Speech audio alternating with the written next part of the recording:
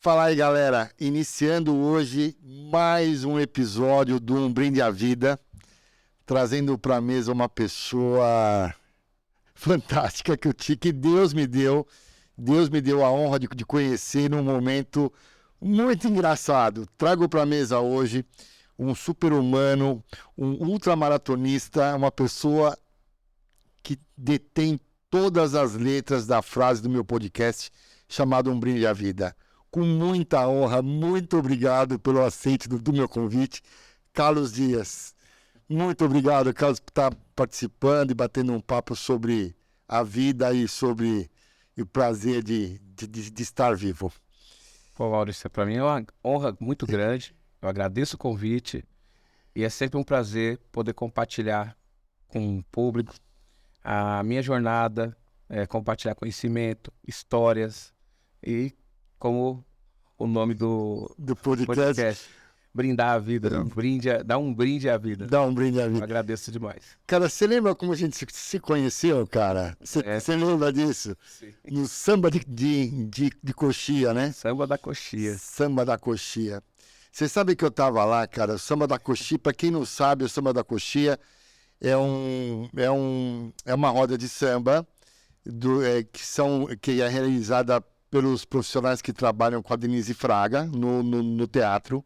E pós a peça, eles vão para a coxia, um leva um pandeiro, leva uma cuíca, um leva uma timba, né? E eles fazem um som. Sim. E acabaram levando esse samba da coxia para alguns lugares. E estava eu lá, né, prestigiando o samba, e você estava dançando. Você lembra disso ou não? Lembro. E o legal foi que assim, eu olhava para você, fazia assim, você olhava para mim, fazia assim, a gente se conhecia, né? O cara é fantástico, o cara é legal, né? Eu olhava, pô, minha esposa, falei, puta, cara legal, quem que é aquele cara? Puta, cara legal, e acho que ali bateu uma sinergia com a gente. Eu acho que é isso, a conexão, né? Conexão...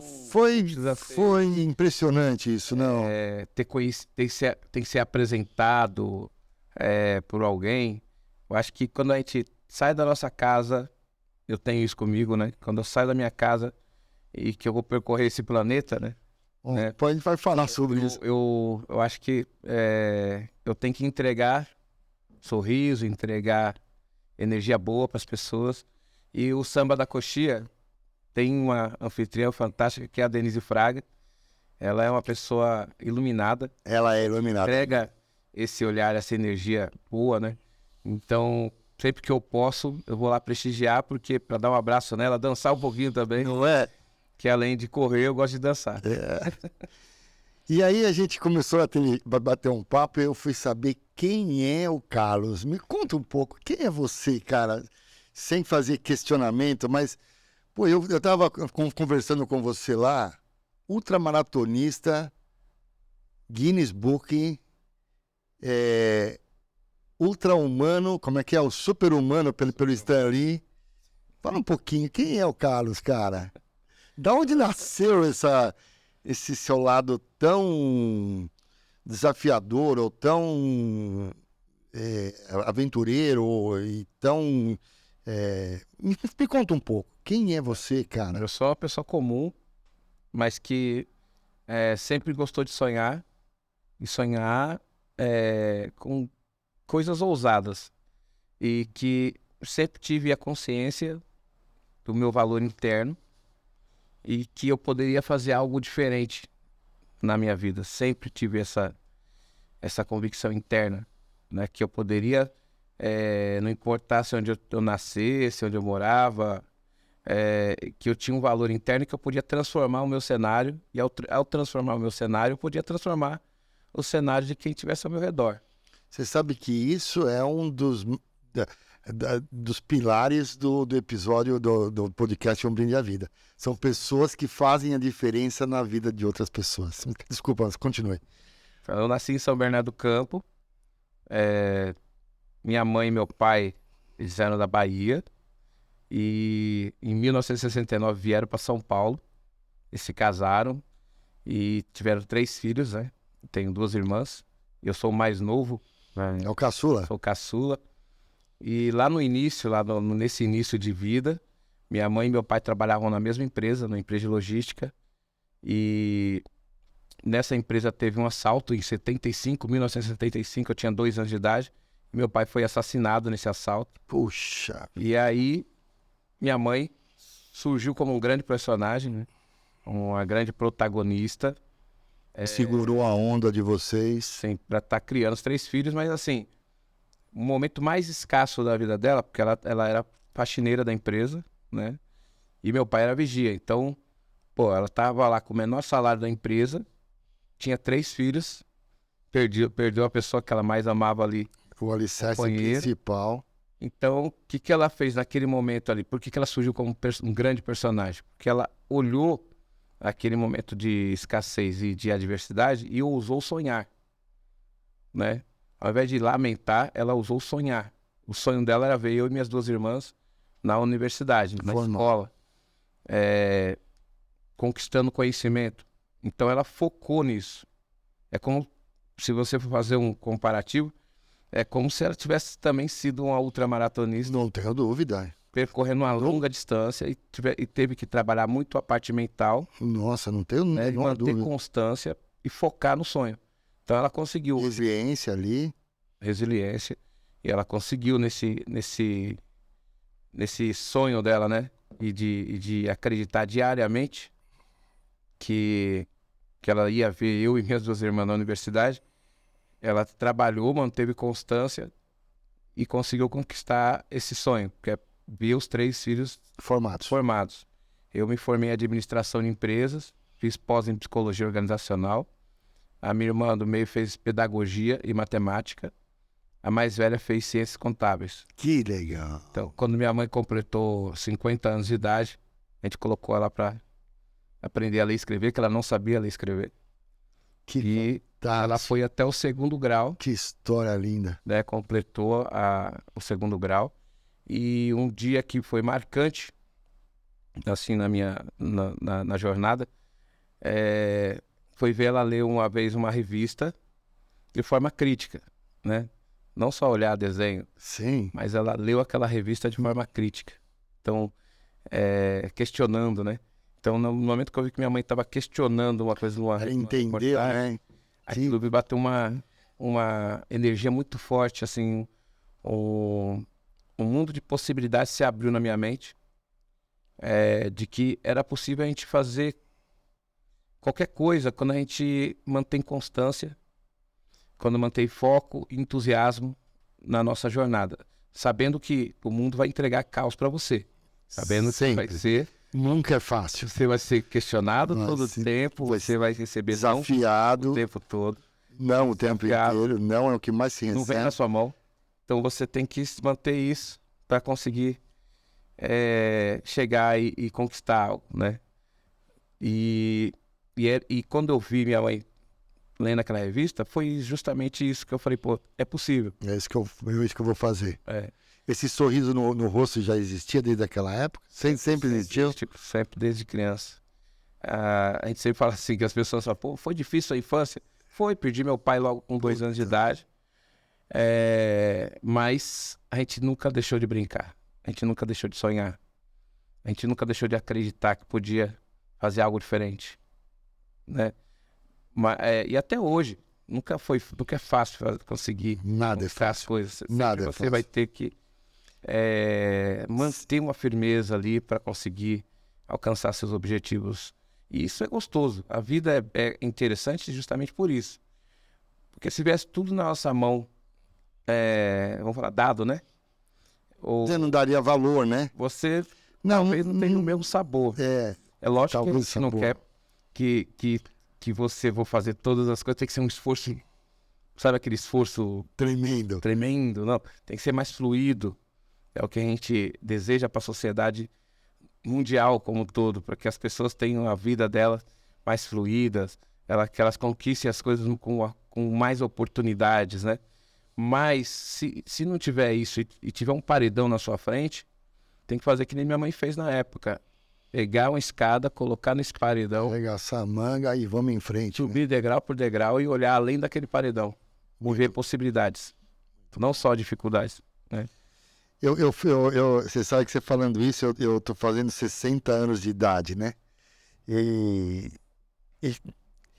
para mim, assim, 60 anos é uma idade muito marcante para mim, sabe? Muito marcante, muito marcante. Os 30 não aconteceu nada, 40 também não, 50, mas os 60 tá me pegando, sabe? E a coisa que eu mais paro, assim, principalmente na moto, você sabe que eu ando de moto, né? Sim. É nesse momento de reflexão da vida, né? De as superações que eu fiz, né? E que todos têm, né? Para mim todo mundo é igual, todo mundo tem um desafio, né, tem as suas vontades. Muitos acabam não realizando os seus sonhos porque desistem.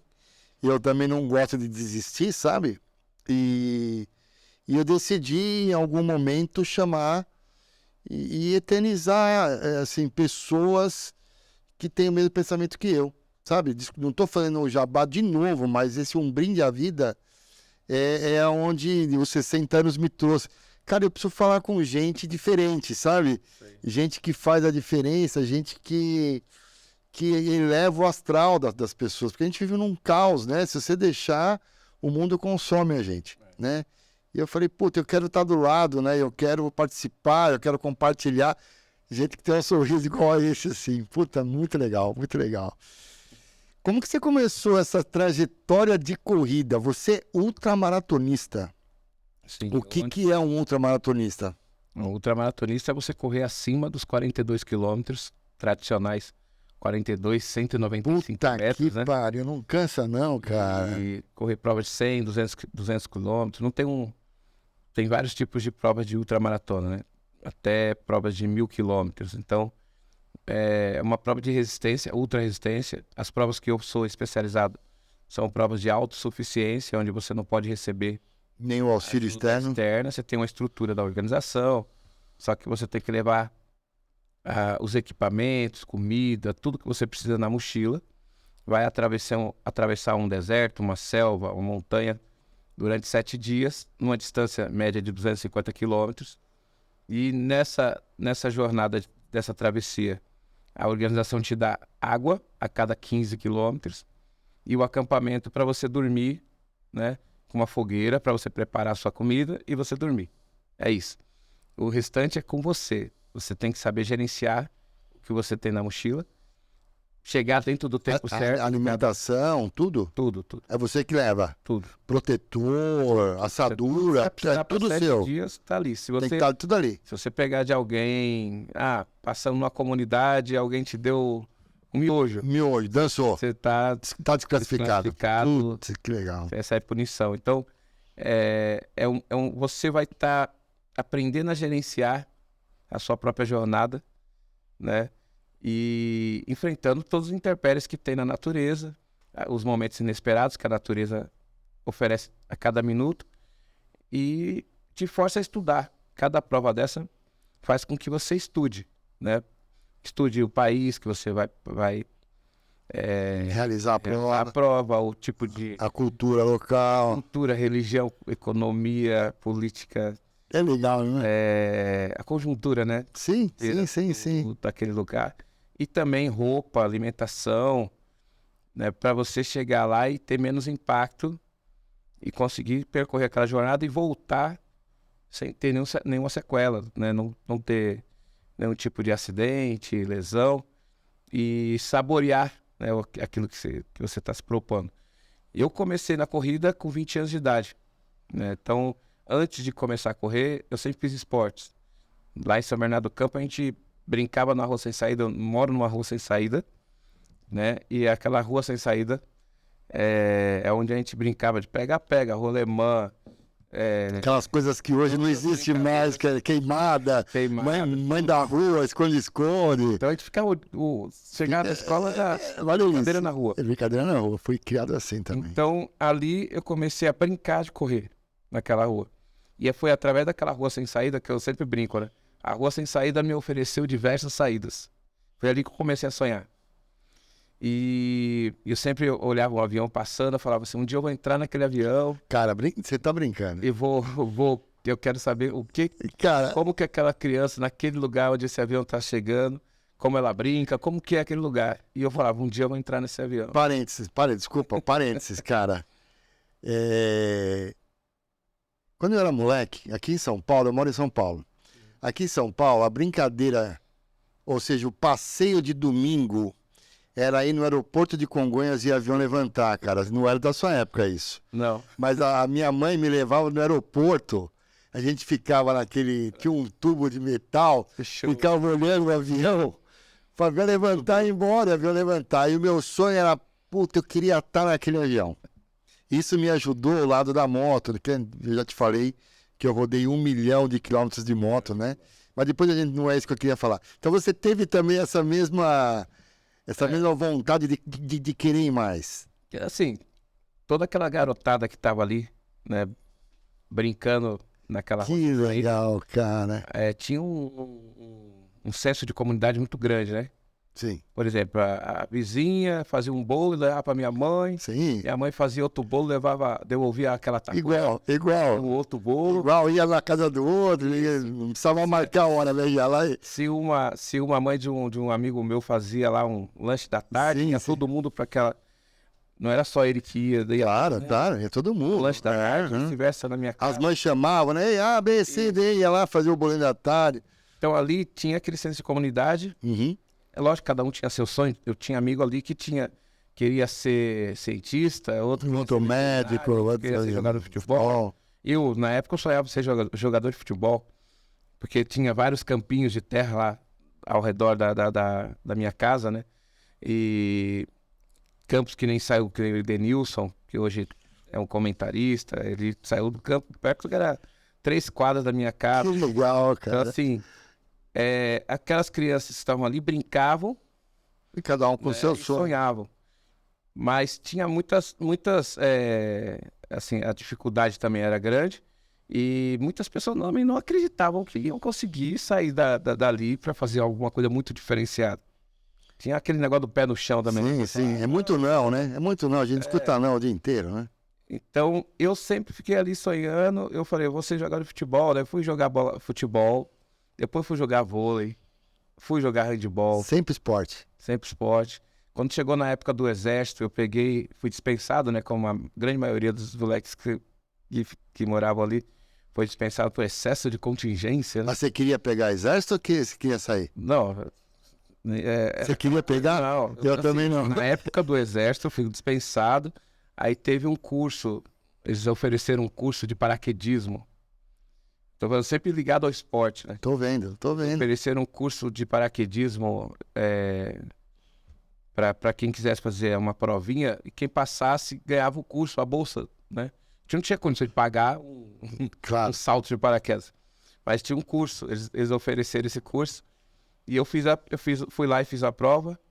E aí daqui a pouco, passou uns 3 meses, eu recebi a mensagem que... Tinha sido aprovado. Uma carta que eu tinha sido aprovado e ganhado uma bolsa para ir...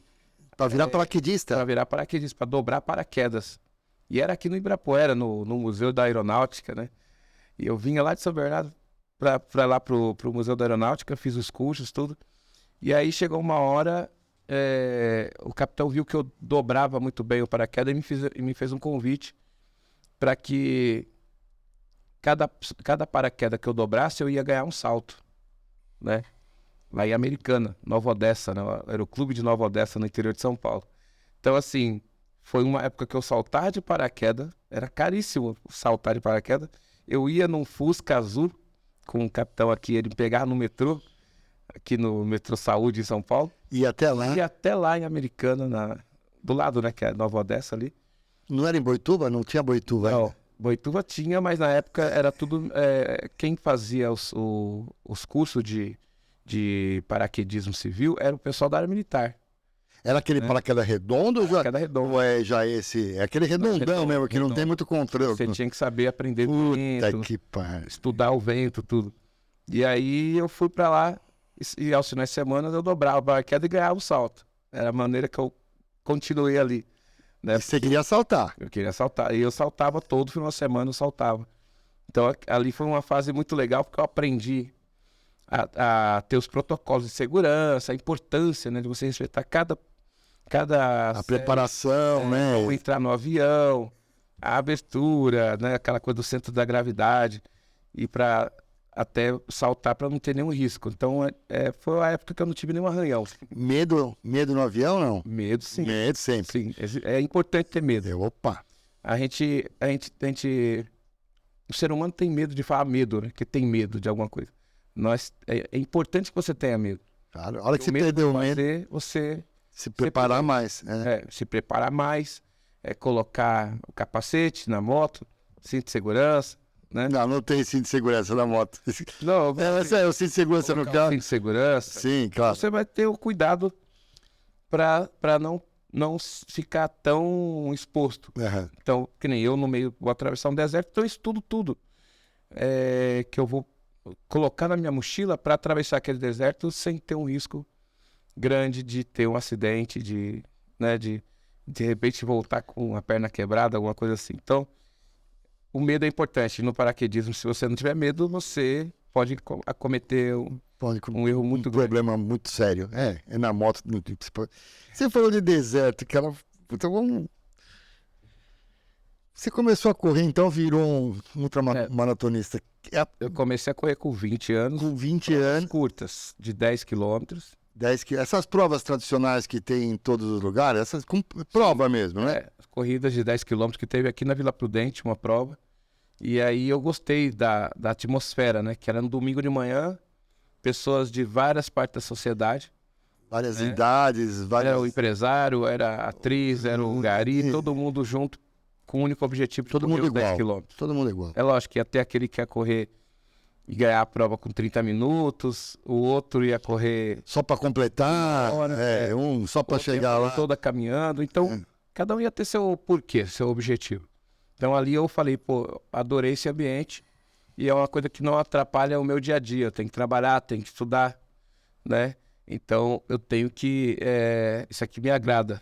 Isso aqui é o esporte que vai fazer a diferença na minha vida. Eu falei na primeira vez que eu fui correr. Eu não sabia o que era essa tal de diferença. E aí eu comecei a fazer provas de 10 quilômetros, de 15 quilômetros, que é a prova à distância da São Silvestre. E preparo. Não tinha preparo. Você começou a correr mais... Eu comecei a correr... Eu comecei a correr brincando na rua sem saída, depois na educação física da escola. Quando eu comecei a correr os 10 quilômetros, eu já fazia minhas ginásticas. Já tinha seu você preparo. começa a ter curiosidade de estudar, pesquisar sobre alimentação, sobre exercício físico, tudo. E na época a gente não tinha revistas com conteúdo, não tinha YouTube para falar tutorial, né? Você perguntava para um outro atleta. E aí a mesma tentativa ia, puta, assim deu certo. Aí eu fui fazendo até chegar na maratona. Inclusive ontem teve a maratona de São Paulo, aqui, a grande maratona, 42 quilômetros, né? Foi a minha primeira maratona, foi em São Paulo na época, em 95. E eu terminei lá em 4 horas e 40, né? É um tempo alto. Mas eu falei, pô, eu quero, isso aqui é o que eu gostei. Eu vou me preparar para chegar sem nenhum tipo de dor no muscular ou chegar mais inteiro. Era esse o meu objetivo, que todo mundo, vou ganhar a prova. Na vida você tem que ter metas realistas. O sonho não pode ser aquele sonho, né, ilusório. Você tem que ter pé no chão. É legal, você sonha, mas tem que ter que seja realizável. Você mantendo a constância, seja realizável. Não é uma coisa que você vai criar uma expectativa tão grande que você vai ficar frustrado. Não vai conseguir, vai se frustrar. Fantástico. Diminui as expectativas. Fantástico. E vai, né, com realidade. Então, eu falei, eu tenho que completar. Completei. Eu tenho que completar bem. Completei bem. Agora eu quero avançar. Se superar um pouquinho mais. Um pouquinho mais pra frente. Um pouquinho mais pra frente. E você vai se descobrindo. Você vai descobrindo. Então eu fiz a primeira maratona e ofereceu aquele desafio. E aí eu comecei a sonhar mais alto, né? Comecei a estudar, ver como a história da corrida, aquela coisa toda.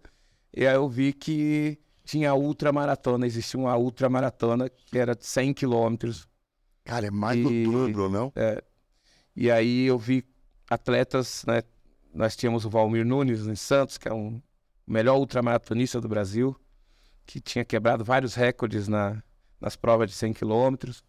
E aí eu vi que ia ter uma prova em Cubatão, na época que estavam colocando filtros em todas as as empresas, fizeram um trabalho de reflorestamento na costa, e aí eles queriam provar que era Que possível o ar era fazer. mais limpo ali que ia. E aí montaram uma prova lá de 100 quilômetros.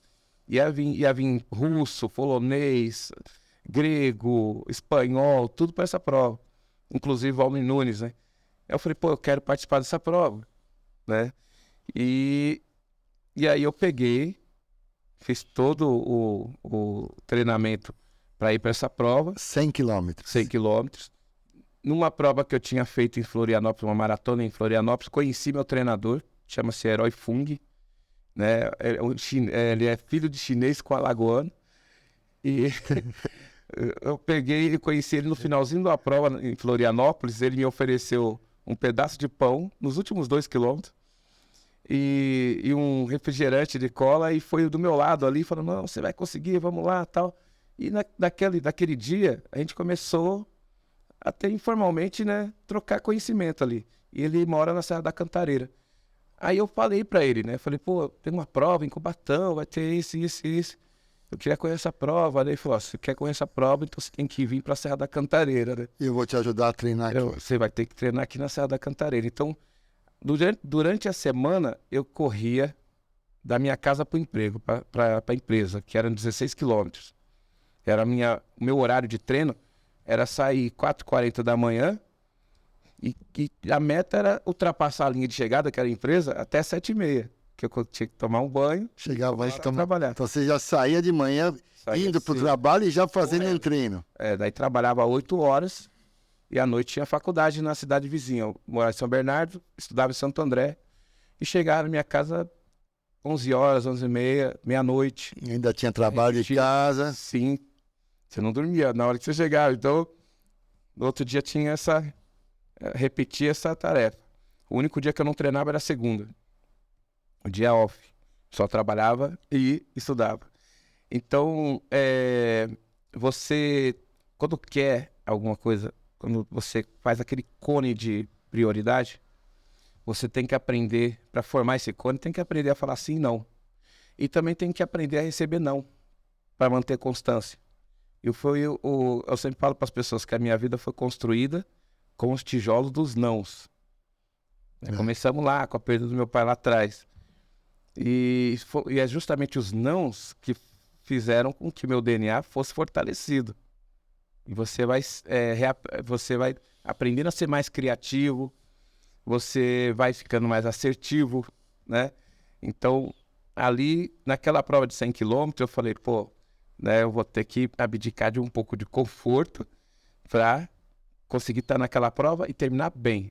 Aí eu ia de sábado, às vezes eu saía de sexta-feira de lá de São Bernardo, ia para casa do meu treinador, só voltava domingo à tarde. A gente treinava sábado e domingo na Serra, que era assim, começava às 6 horas da manhã o treino. Que não é fácil, né? A Serra é bem íngreme. Dentro da floresta. Dentro da floresta. Aí pegava lá, começava às 6 horas da manhã, terminava às 2 da tarde. No domingo tinha outro treino daquele. Que dava muita resiliência, vontade, né? A gente corria uma média de 30 quilômetros por treino ali. Por treino lá no final de semana, na Serra. E dia de semana, 16 quilômetros por dia. Então, não era só correr. Eu tinha que trabalhar e tinha que estudar. Eu não podia abrir mão desses 3 pilares. Minha mãe sempre falava assim, nunca deixe de buscar o conhecimento. Ele vai ser sua maior riqueza. Nunca deixe nada pela metade. Se você começa um projeto, vai lá, acredita, mantém constância, né? Mesmo que demore um pouco, acredita, não deixa pela metade. Senão você nunca vai saber como vai ser o final. Era ensinamentos de uma pessoa que não era uma pessoa que tinha conhecimento acadêmico, né? Não, ela tinha sabedoria de vida. Então isso eu aprendi muito com minha mãe. E aí eu fui para essa prova, terminei lá em 11 horas e 34 minutos. Meus parabéns. Na categoria eu fiquei em 3º lugar lá. Que legal, que legal. Perdi vários... Que legal. Piso, né? Num dia só perdi tudo pra caramba, porque eu comi errado. Você imagina. Só comi purê de batata. Mas ali você tinha apoio externo ou não? Sim, era uma ali tinha, 10 quilômetros. Você podia parar, se alimentava, né? Mesas de fruta, de grãos, macarrão. E banheiro, como é que faz? Tinha banheiro, tinha tudo. Banheiro. Você podia parar para ir no banheiro. Então, ganhava quem fizesse menos hora. E é lógico, eu tava ali com os caras que eram os melhores do mundo. Putz. Era a minha primeira, então eu tava ali saboreando e celebrando tudo aquilo. O fato de apertar a mão de todos aqueles atletas, conhecer pessoas tão extraordinárias, assim, no mundo do esporte, né? E que se tornaram todos meus amigos. Até hoje, todo mundo se fala, um tá lá do outro lado do mundo, outro tá lá no sul do Brasil, outro tá na Amazônia. É a gente isso, é isso. se comunica como uma família, né? Então ali, aquela prova, ela foi uma prova que falou assim, você pode ir para qualquer lugar do mundo. Foi a prova que me colocou Uma energia a mais. de que eu poderia fazer o que eu quisesse. Você terminou bem, Terminei bem, sem nenhuma lesão. lesão. E dali eu falei, eu posso pensar em qualquer desafio que eu vou buscar esse desafio, né? Vai dar trabalho? Lógico que vai dar trabalho. Eu vou receber? Não, também vou, mas eu tenho que Tem um foco, é isso que eu quero desafio na fazer. minha vida. E aí começou, né, a ultramaratona como ser a minha alma. Porque aí no ano seguinte tinha uma prova na África do Sul, de 90 quilômetros, e eu tinha visto que só tinha um brasileiro que tinha corrido essa prova. E aí eu coloquei na minha cabeça que ia ser o segundo brasileiro a correr a prova. Que legal. Então naquela época legal. todo mundo me chamou de maluco, né? Muita gente me chamou de maluco. Você é doido. E patrocínio? E grana? Como é que você Então, conseguiu? No início, eu ia no comércio no meu bairro, em São Bernardo do Campo, ia na padaria, no açougueiro, no mecânico, e falava, no Rio de Janeiro. Não. Tudo não, né? Não, O pessoal ajudava? a gente dava não e tinha gente que dava. Ajudava. E eu falava, ó, eu vou fazer uma parceria com você, eu vou levar o nome da sua empresa na minha camiseta, e eu vou pro Rio de Janeiro, vou para Porto Alegre. Então eu viajei o Brasil todo com o apoio dos pequenos comerciantes.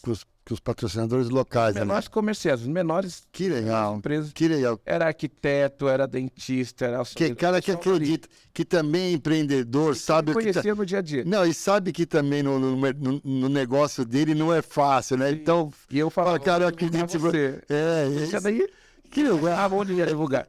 Mas eu falava, Que legal, cara. O cara ajuda mais no pessoal mesmo. aí o que eu fazia? Como eu consegui o apoio, né, que era de 1, 2, 3, 4 comerciantes, eu ia lá no jornalzinho do bairro, ou no jornalzinho da universidade, e falava, vamos fazer uma matéria para falar desses caras que me apoiaram nessa Que prova. legal, que legal. Aí, É isso aí. Normalmente o jornal gostava da história, fazia lá um textinho, e aí embaixo tinha os Agradecer. agradecimentos. E tem que agradecer, mundo, né? né? Porque eles te proporcionaram o seu sonho. Sim. Uma parte do seu sonho. Daí eu levava, por exemplo, chegava no Rio de Janeiro, voltava com a medalha de participação. Nossa, que emoção. Aí eu chegava lá na padaria, tirava foto com o dono da padaria, ou Que deixava legal. a medalha lá pendurada uma semana. Ia lá no mecânico, a mesma coisa. Então eles se sentiam parte daquele desafio. Porque eu ia e voltava para falar como foi, né? E isso foi crescendo. Até que chegar nessa prova da África, por exemplo, da África do Sul, foi uma das provas que eu recebi mais não, né, no início. Eu fiz lá várias propostas de patrocínio e foram 400 nãos. A parte de governo, parte de incentivo Não. do esporte, não, Nem- nada. Nada. Se eu fosse não, esperar, eu não saía de São Bernardo. nada. Você sair. Não tem. Não.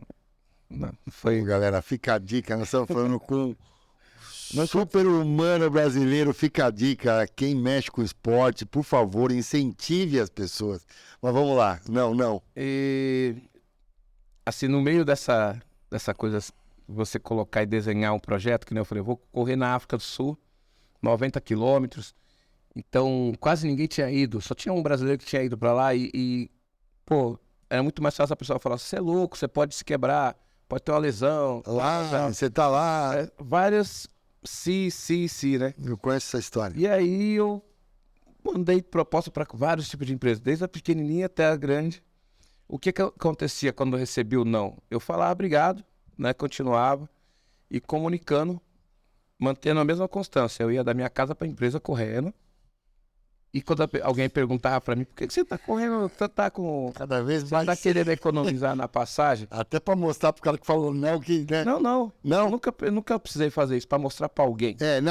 Não, assim, é falar, cara, eu sou o cara, né? Não, nunca tive esse foco. Tá. Porque desde pequeno minha mãe sempre falou, você tem valor. Uhum. Então quando você parte da sua premissa que você tem valor, Um elogio, uma crítica externa não vai fazer barulho. Parabéns. Não vai fazer barulho. Fantástico. Eu sempre até falo com meu filho, ele tem 16 anos hoje. Eu falo, você já se olhou no espelho? Já pegou o espelho, já agradeceu? Ou já se elogiou no espelho? Parece uma Já coisa brindou maluca, a vida, né? Eu sempre falo assim, pô, você tá fantástico hoje. E eu falando pra mim mesmo. Primeiro você tem que se elogiar. E não criar expectativa em relação ao elogio externo. Sim. Você tem que se elogiar. Porque se você criar expectativa com o elogio externo, você se frustra, aí entra numa área perigosa que é o desânimo. Ah, ninguém me elogia, ninguém... Entra no desânimo.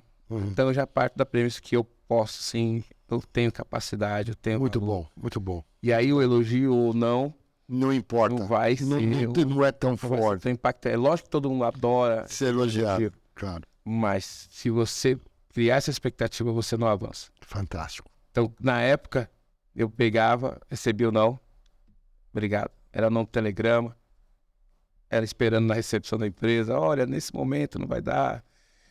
E eu entendia que como ninguém via alguém correndo em outro país, 90 quilômetros, até mesmo em Cubatão, 100 quilômetros, a pessoa partia da cabeça dela que era o seguinte, esse cara não vai conseguir, esse cara vai quebrar na metade. Ele vai se acidentar lá, Vai desistir. vai morrer na prova. É assim.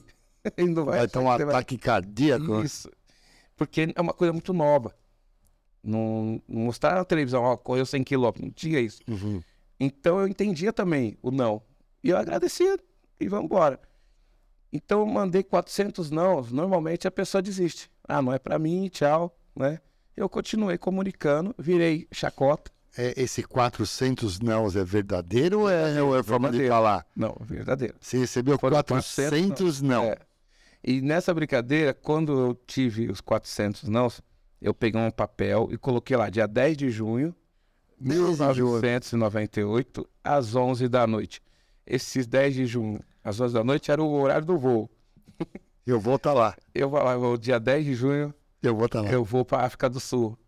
E aí, quando eu chegar na empresa, o segurança pegar e falar, pô, Carlinhos, para o pessoal me chamar de Carlinhos, você tá economizando dinheiro da passagem, né? Você tá vindo correndo? Eu falei, não, porque no dia 10 de junho eu vou para África do Sul. Eu vou para África do Sul. Nossa, caramba, que legal. Tem patrocínio? Ainda não. Ainda não. Aí quando você falar ainda não, aí virava... virar chacota. Caraca, o Carlinhos vai para África do Sul. Mas, ironicamente. Aí vinha o pessoal do escritório, os amigos vamos falar assim, o pessoal que te conhecia no bairro. Então as pessoas começavam a olhar aquilo como uma coisa assim, Carlinhos vai para África do Sul, mas tirando um barato, né? Virando chacota. Então, eu falava sempre assim, eu vou, dia 10 de junho eu vou para a África do Sul. E eu sabia que ia virar gargalhada e a pessoa perguntava logo de cara, e o patrocínio? E a grana? E a grana, né? Não, ainda não. Mas eu vou. Dia 10 eu estarei lá. Eu vou. Mas se não conseguir... O querer é poder, né? Sabe assim? E se você chegar dia 10 de junho... Eu vou. Eu falei, dia 10 de junho eu vou.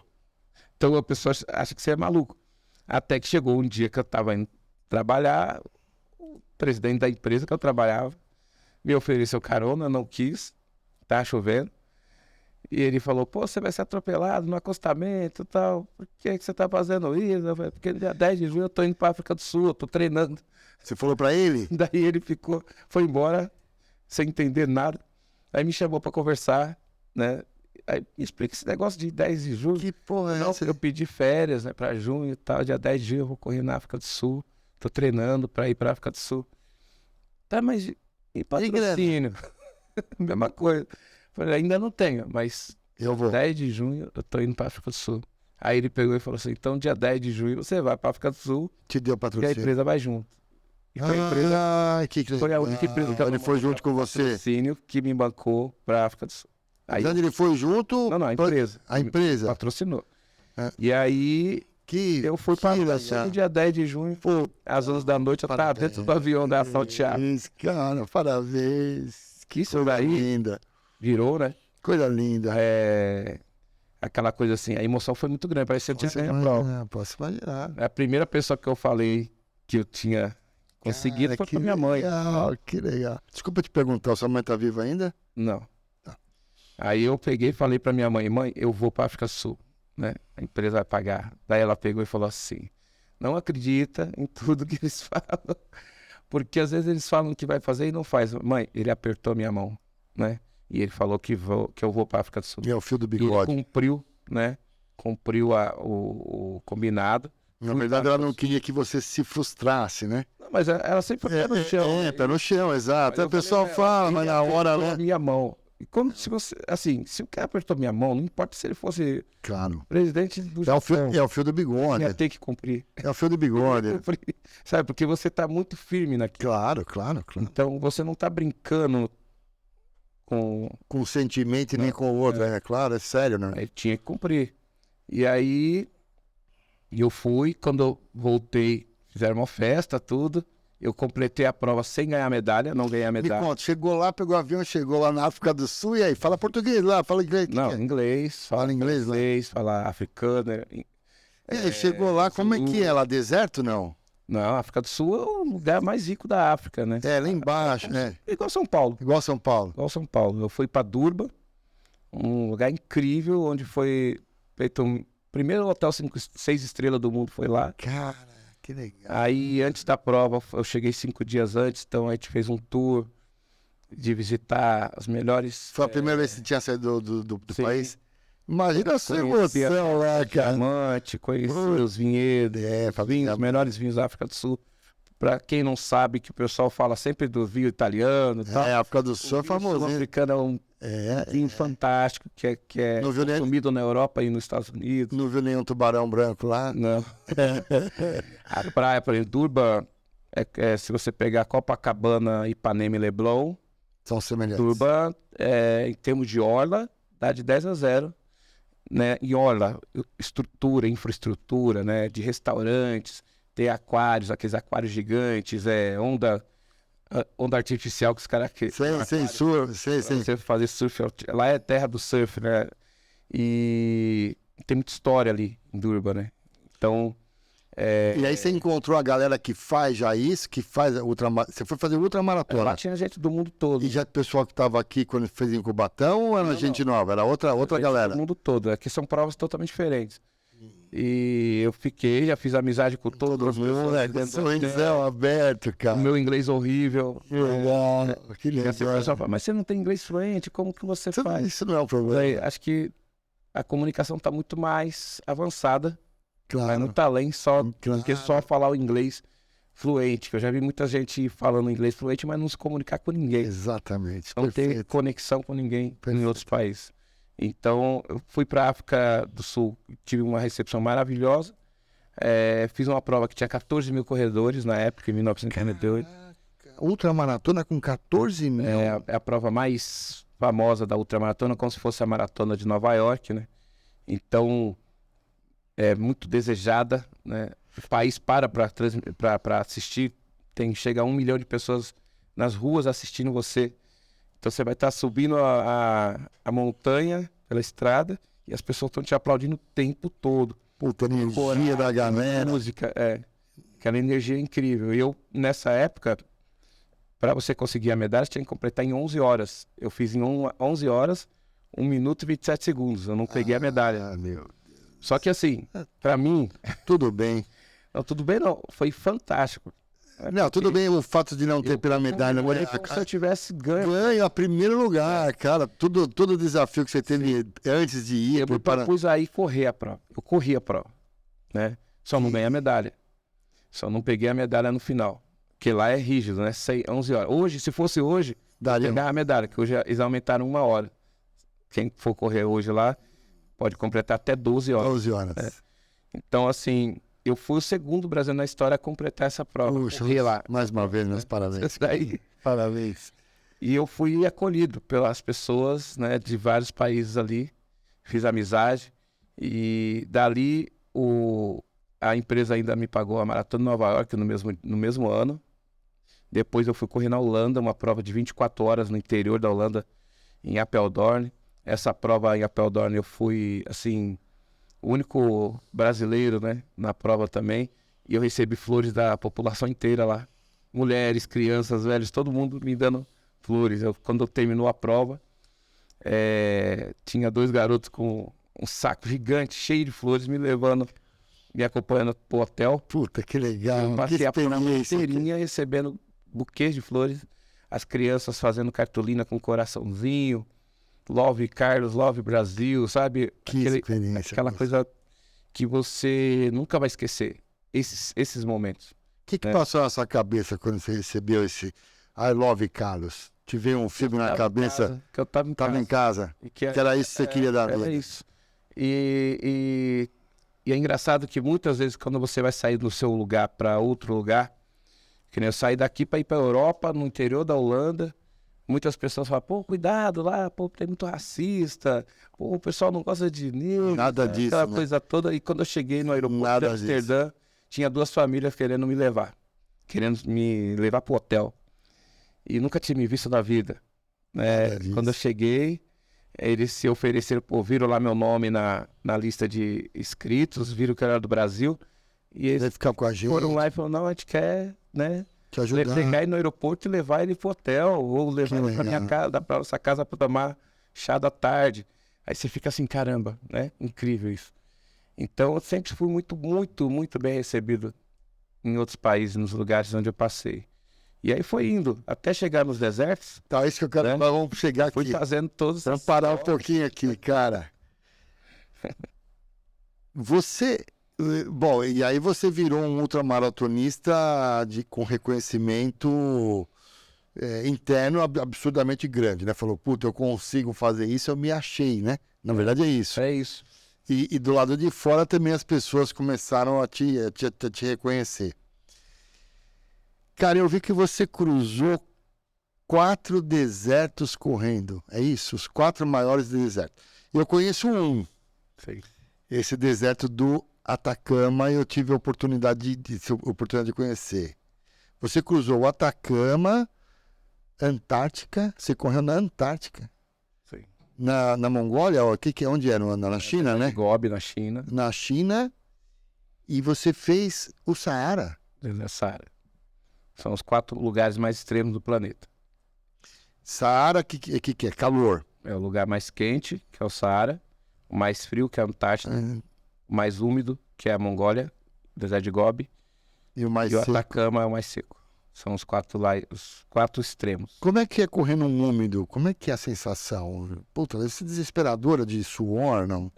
Você vai transpirar muito mais, né? Como a Amazônia, a Mongólia é como a temperatura de Singapura, e a Amazônia são lugares com característica tropical, né? Sim, sim. Então você tem mais umidade, a umidade chega a 80%, 90%. Água. Aí você tem que cuidar bastante da hidratação, senão você desmaia. tem problema, tem desidratação. Então tem vários fatores que pode ocasionar, né? E no Saara é o inverso, você tem calor extremo, também tem que cuidar da hidratação, senão você tem problema de derrame, infarto, várias situações que o corpo, quando é superaquecido, né? Na Antártida é a mesma coisa, tem que ter a roupa certa, né? Planejar a roupa certa para você não perder um dedo, simplesmente congelar lá e não voltar. Você sabe que eu tive uma passagem no Atacama de moto? Eu fui de moto no Atacama em 95, acho que na mesma época que você estava, em 2005. E existe uma estrada lá na época, ela chama Pampa do Inferno, de calor. 52 graus de temperatura na moto. E qual foi a minha primeira ideia, né?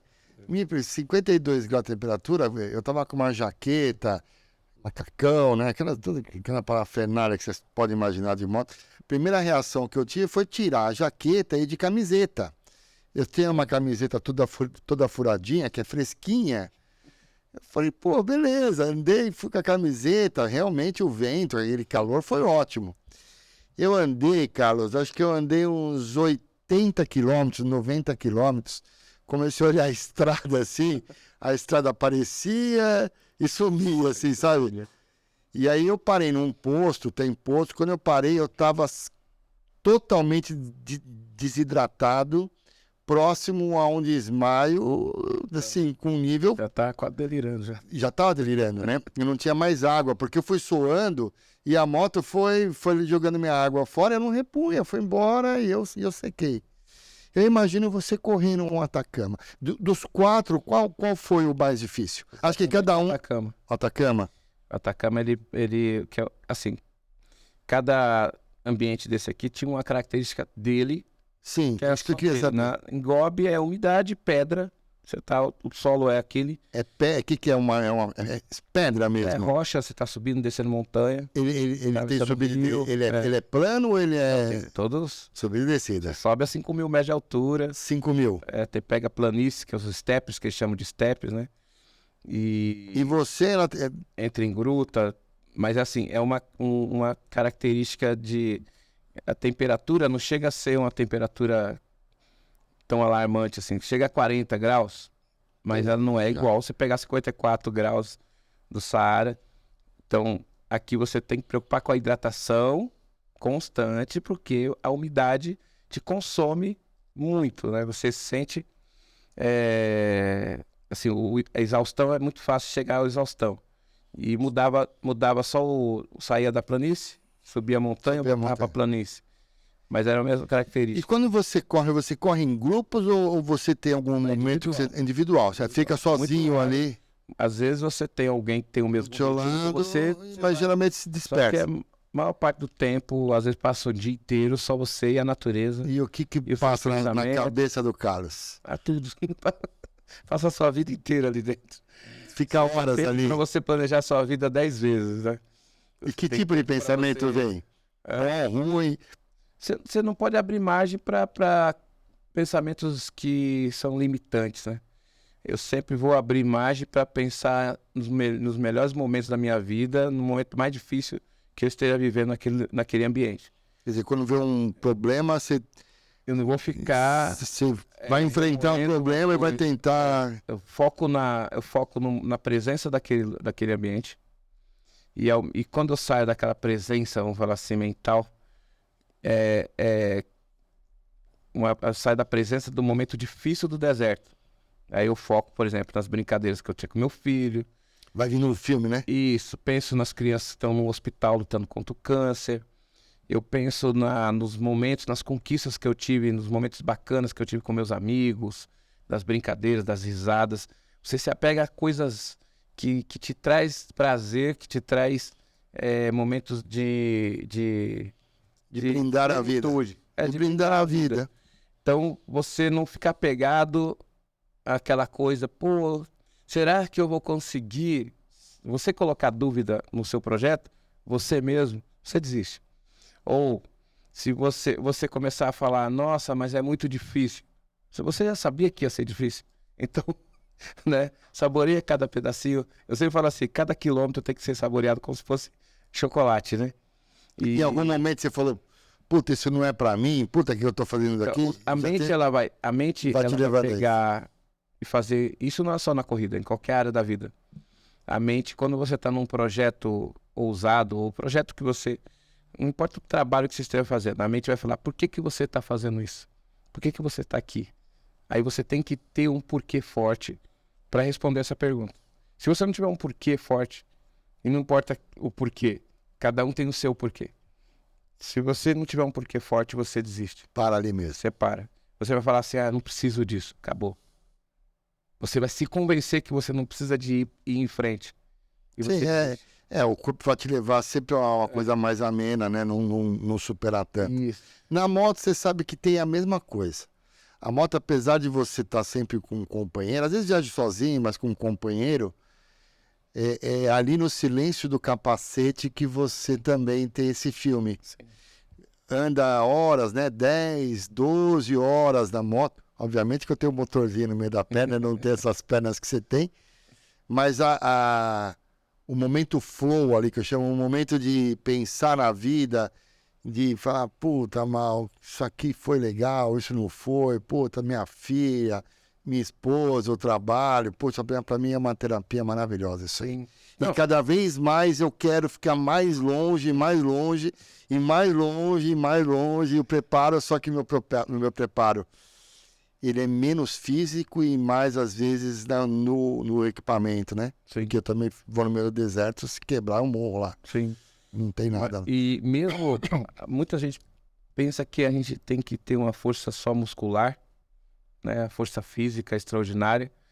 E a maior força que nós temos num deserto desse, qualquer desenho, qualquer desafio desse que eu tenho, Acho é a que força mental. realmente, né? Ela te leva a muito, muito, muito, muito além do que você possa imaginar, né? Nós temos uma força, cada um de nós temos uma força muito grande e a gente não usa nem 5%. A gente não usa 5% da nossa força mental para chegar e ir além dos nossos, Para se da superar, resolução né? dos nossos problemas, da conquista dos nossos objetivos. A gente se acomoda, na grande maioria, naquela zona de conforto que você saiu para subir a montanha, mas não chegou no topo, está no meio. Isso tem uma pesquisa que é do Paul Stutz, que é um americano que lançou um livro chamado Desafios e Oportunidades, até fica a dica para quem está ouvindo o podcast aí. Ele fala sobre o coeficiente de adversidade. E desse coeficiente de adversidade, se o seu coeficiente de adversidade for alto, você enfrenta todas as adversidades com uma postura mais animadora, mais entusiasmada e com muito mais fluência. Ou você entra no estado de flow. E ele destacou que nós temos 3 tipos de seres humanos no planeta. O primeiro, 10% são desistentes. Você apresenta um projeto para aquela pessoa, um desafio. 10% só? 10% essas pessoas simplesmente nem começam. Ah, nem começa. Elas simplesmente falam, não é pra mim. Não é pra mim. Consigo, eu não tenho recurso algum. Puxa. Eu não consigo. Ela mesmo tá falando para ela que ela não consegue. Já é uma pessoa São 10%. derrotada, né? Eu não usar essa palavra, mas... Mas isso não quer dizer que ela vai mudar, que ela não possa mudar. Sim. Só que logo no início ela pega assim e Fala, fala, não. para mim. É. Que ela acha que ela não tem ferramenta para isso. 80% fica nessa zona que eu falei, que é a zona do conforto, que começa um desafio, coloca a mochila nas costas, vai lá para começar o desafio, quando tá lá aqueles steps, naquela graminha gostosa, né, com água cristalina, tudo, ela continua. Quando começa a vir pedra pontiaguda, um vento mais forte, um friozinho a mais, um calor a mais, o que ela faz? Ela pega a barraca, Fala, puxa, vou desistir. entra no saco de dormir, não vai desistir. Ela entra no saco de dormir, pega aquela sopinha gostosa que ela tem lá, entendeu? Pega o celular e assiste o Netflix ali. E ela acha que já conquistou. Já fiz muito chegar até Não, aqui. aqui já, fantástico, conquistei. Mas a proposta dela era subir até o topo da montanha, Sim. atravessar o deserto inteiro, terminar o projeto. E ficou ali, e ali é uma zona da morte, que é a zona mais perigosa que o ser humano possa ter, que é ficar no sofá, achando que tem todo o conhecimento possível, que já conquistou tudo, e ali ele começa a paralisar, ter uma paralisia mesmo de atitude. E aí ele não segue em frente do objetivo dele de saborear uma visão mais ampla, de compartilhar não só alegrias, mas frustrações, e ele fica ali, achando que aquele Tá no mundo dele, protegendo tá ele, no mundo dele, acabou. e não está protegendo. É o pior dos casos, né? Está ficando estagnado e atrofiando a sua musculatura. O que é a sua musculatura? Mental, Física, e tudo. social. Social, principalmente a social. E o outro perfil é o alpinista. Você mostra um projeto para ele. Ele olha o projeto, sabe dos riscos que tem esse projeto. Ele vai junto. Vai com as pessoas. Não importa se a pessoa vai ficar aqui, mas intelectualmente ela está indo junto. Ele vai junto. Ele coloca as ferramentas. Às vezes só tem algumas ferramentas que ele tem, mas são as dele. Ele não fica esperando um momento ideal. O momento ideal é agora. O momento que você decide ir. O momento ideal é agora. Essa é a Coloca as ferramentas e ele vai, com tudo isso, ele vai começar a trabalhar os momentos inesperados, sabendo, tendo consciência das fraquezas, né, do tamanho da vulnerabilidade que ele tem, é onde ele vai ser moldado a força dele. Eu sempre falo para as pessoas, a minha força é eu ter consciência das minhas fraquezas. Se eu não tiver consciência da minha fraqueza, eu vou achar que eu sou imbatível. Eu vou querer passar como um trator em cima das pessoas. E aí é o momento que eu vou sucumbir e eu não vou conseguir chegar lá. Tenho com 60 anos quase certeza do que você está dizendo. É isso mesmo. Então Tem que ali, respeitar as nossas fraquezas e tentar superar. sim. Então, cada deserto desse aqui, eu procurei me apegar a pessoas que eram pessoas apaixonadas daquilo que elas faziam. Um fisioterapeuta, o meu treinador, que ele se doa para outras pessoas. Meu filho, né, que É tudo, ele é é tudo. tudo. A história que meus pais construíram, Tiveram. o meu sonho de estar lá, os atletas que iam participar daquele projeto, que são meus grandes amigos, a própria natureza. Então, eu me apego de tudo isso daí. A experiência, o momento, né? Isso. E aí, quando eu completei esses 4 desertos aqui, que eu peguei, fui para esses ambientes que era meio que inusitado. Para muitas pessoas achavam que era praticamente impossível chegar ali naquele ambiente. Imagina um cara que tá brincando na Rua Saída, em São Bernardo do Campo. Cruzar o deserto do Está Atacama. na Antártida, está Tá na Antártica. no Atacama. Antes desses 4 aqui, meu filho tinha nascido, eu não cheguei a contar essa história. Dia 2 de janeiro de 2007, ele nasceu. Como a mãe dele ficou 9 meses com ele na barriga, eu peguei no dia do nascimento, eu falei, eu vou puxar meu filho, eu vou ajudar o médico a puxar o meu filho. Fiz a proposta pro médico. Aí, no início, ele, não, você pode assistir, não, eu quero ajudar. Quero tirar. Puxar, eu Quero ficar tirar. lá. E aí eu consegui convencer o médico. Puxa, não foi parto normal ou Cesariana. cesariana? Eu, juntamente com Que o médico. experiência maravilhosa. Então, que assim, quando eu puxei meu filho, que eu senti ele aqui, o calor dele, todo ensanguentado na minha mão, veio uma força, um sentimento que eu era tipo uma pessoa que podia fazer tudo a partir daquele momento. E foi interessante que a partir na hora que eu peguei meu filho no colo, eu olhei pro médico, eu falei pro médico, naquele dia eu falei assim, eu vou, a partir desse momento aqui, eu vou cruzar o meu país inteiro correndo para agradecer esse momento. Né? Eu fiquei praticamente uma semana inteira chorando, né? De alegria pelo nascimento do meu filho. O meu foi o seguinte, eu também assisti, só que completamente diferente de você, eu não queria ver, eu só queria receber depois que nascesse. A hora que nasceu, né, que veio pra mãe, que pegou, que eu olhei e comecei a chorar, né, obviamente, eu sou muito emotivo, se eu escuto o hino nacional eu choro, comecei a chorar, o médico pegou, o anestesista pegou, vem aqui um minutinho, me tirou da sala que provavelmente eu ia desmaiar. É diferente das coisas, mas continua. Foi uma coisa assim, que tão impactante que eu peguei e falei pro médico, eu vou cruzar o Brasil correndo. Ele deu risada, né? E você cruzou. O remédio pra ele que ele tá delirando. Isso dia 2 de janeiro de 2007. No dia 27 de maio de 2007, depois que eu troquei a primeira fralda, dei o primeiro banho, fiquei várias noites acordando à madrugada pra ajudar a mãe da amamentação. Aí, dia 27 de maio, tava eu e minha mochila. Peguei a mochila, Puxa. fui lá pra fronteira da Guiana Francesa. Nem se a gente fala muito desse negócio de patrocínio. Na época tinha uma empresa de sandália, não era tênis. A única que apostou lá na época pra estar pagando uma parte do patrocínio, eu precisava de um valor. E aí não era corrida, era por você. Era uma corrida, era corrida, mas era uma corrida. Eu que desenhei toda a corrida. Mas era pra você, não era um evento de nada. Era um evento agradecer meu filho. Pra agradecer o filho. Você criou o seu evento. E aí eu consegui uma empresa com 20% de saldo do patrocínio. Aí eu falei, pô, eu vou pegar e vou construir o restante na estrada. Né? É lógico que todo mundo chama você de doido, maluco, mas não vai dar. Não sei. Chegou lá em cima, fiz palestra na prefeitura do Iapoca, o prefeito da cidade mobilizou todas as escolas, né? A cidade, daí a imprensa divulgou.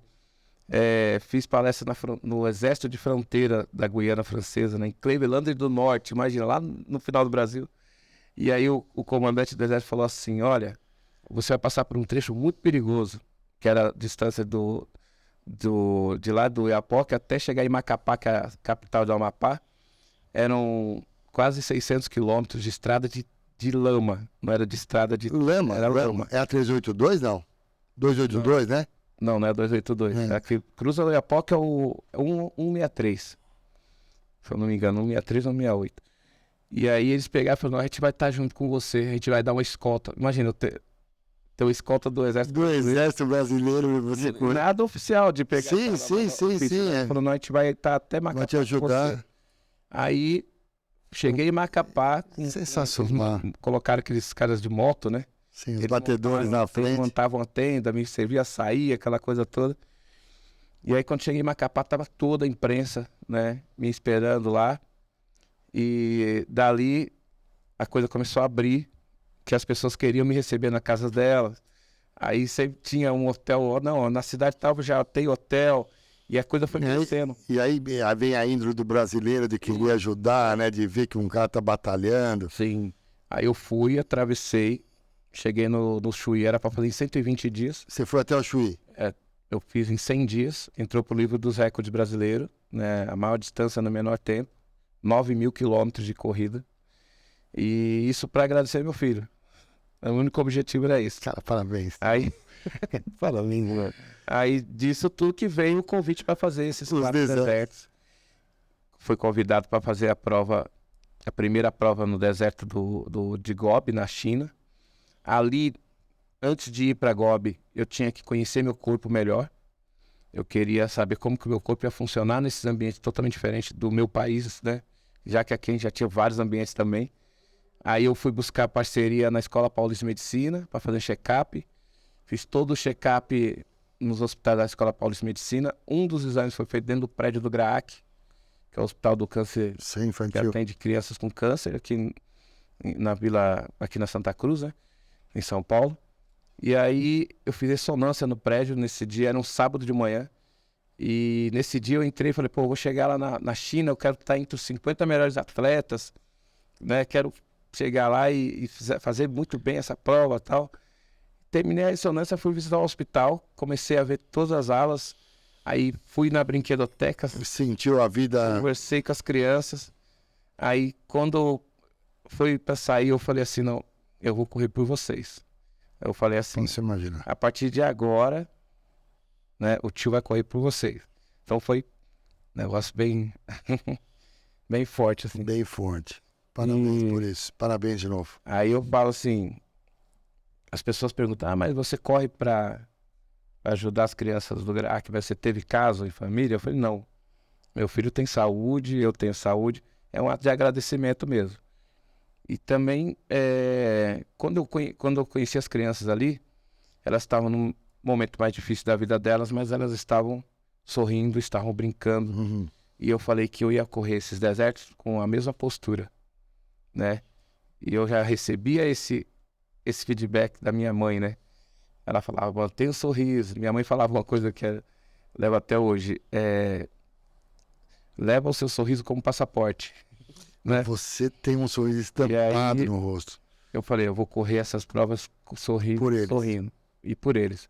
Aí eu fui pra China, fui fazer o primeiro deserto, chegou lá, no 4º dia tinha uma americana, lá da Carolina do Sul, ela tinha o mesmo ritmo que eu, ela falou, vamos fazer junto, né? Vamos correr junto essa parte, que era a parte dificílima. Ela não queria ficar sozinha nas montanhas, eu também não queria ficar sozinho nas montanhas. Aí a gente foi correndo junto, aí começou aquela brincadeira, né? Eu falei, eu vou te ensinar o português e você vai ensinar o inglês. Isso, né? E correndo. Aí chegou o momento, a gente começou a sonhar com camelo, né? Espero que tenha um camelo no fim daquela montanha para levar a gente até o acampamento, né? E dava aquela risada, né? Eu falava assim, pô, espero que tenha uma feijoada lá no acampamento pra gente comer. E virava aquele... Sim. Aí chegou um momento, ela falou assim, por que você corre com essas sandálias horríveis, né? Isso não dói seu pé? Daí eu falei, não, elas são super confortáveis, são meu patrocinador, isso na época, né? Aí, Você não conhece, não foi de tênis? Não, sandália. De sandália. Corri de sandália. Aí, aquilo chamou a atenção pro mundo todo. Posso imaginar. Aí ela pegou e falou, pô, você tá sempre sorrindo. Nesse lugar maluco aqui, A gente entra em rio gelado, entra em gruta, Chuva. tudo, e você tá sorrindo. Por quê, né? Aí eu peguei e falei da história do hospital. Aí ela falou assim, então nós vamos terminar junto isso, né? E aí Contagiou ela. a gente seguiu junto. Quando a gente chegou no acampamento, naquele dia, que era um dia mais longo, tinha 2 camelos na entrada, na linha de chegada daquele dia, tinha 2 camelos com um tapete vermelho em cima dele e as bandeirinhas, que a gente vai seguindo bandeirinha, né? A bandeirinha rosa, para não, você não pode se perder. você não pode usar GPS, só seguir as bandeirinhas. E as bandeirinhas estavam em cima dos camelos, daí a gente olhou um pra cara do outro assim, parou antes de cruzar a linha. Cara, que Começou a dar risada e se abraçava, né? E ninguém entendia nada do que a gente falava. Porque, pô, tem 2, o cabelo tá lá no final. Puta, que legal, cara. Aí, no final dessa prova, saiu uma matéria na CNN, né? Da Asiática, falando de um brasileiro que tinha corrido de sandália para ajudar crianças com câncer no Brasil.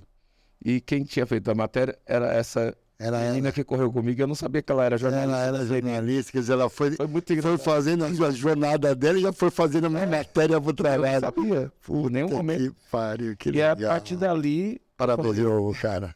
Parabéns, de novo.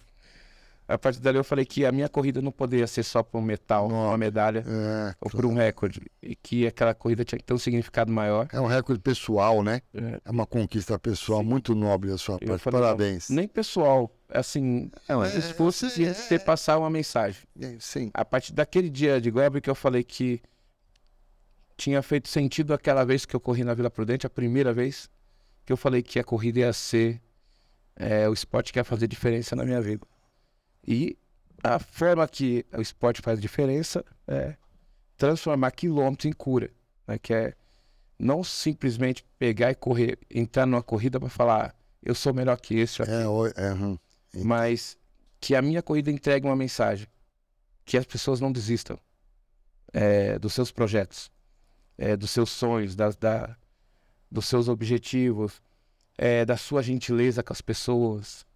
Entendeu? A gente sabe que tem um mundo caótico, cético, muito hostil, mas a gente não pode simplesmente nos curvar e entregar o mesmo. A gente tem que ser um pouquinho mais perseverante na entrega da gentileza. Cara, que fantástico. Entendeu? É isso que eu quero. Fantástico falar com você, cara.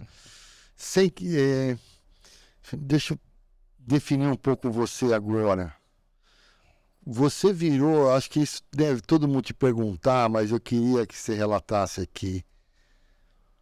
Você é um super-humano pelo Stan Lee. Como foi essa história?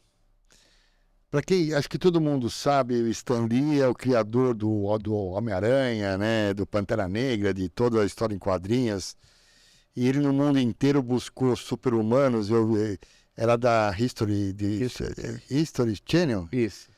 Eu assistia isso porque eu adorava Stan Lee. Eu fiz um podcast com um desenhista também, um desenhista, para mim, o melhor desenhista do Brasil, se não for do mundo, que conheceu o Stan Lee, os dois se conheceram. Eu fiz um podcast com ele, e ele falando do Homem-Aranha, tudo. E eu adorava ele. Eu vi que teve muitos programas. O Stan Lee foi no mundo inteiro buscando esses personagens, né? Isso. Que não são super-heróis, mas tem, como ele chamava, de superpoderes. Isso. Eu vi um cara com uma pele, que era uma pele elástica, que era meio borracha, enfim.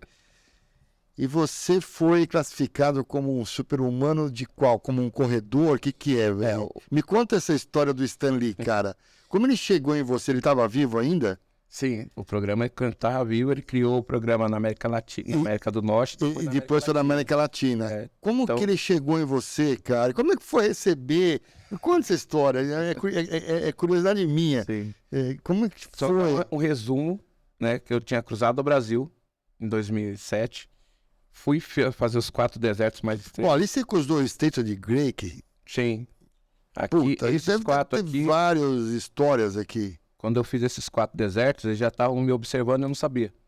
Eles já estavam olhando você? Já estavam me observando, porque saiu essas provas, saiu documentado no Discovery, na BBC, CNN, cada prova dessa tinha uma empresa dessas que cobria e divulgava a matéria. documentário. Brasileiro, faz um deserto, 2 desertos, 3 desertos, Tava sempre cruzou o ali. Brasil inteiro. É. O cara não para de correr. Esse aqui especificamente eu fiz. Eu fui o primeiro sul-americano a correr os 4 desertos, né?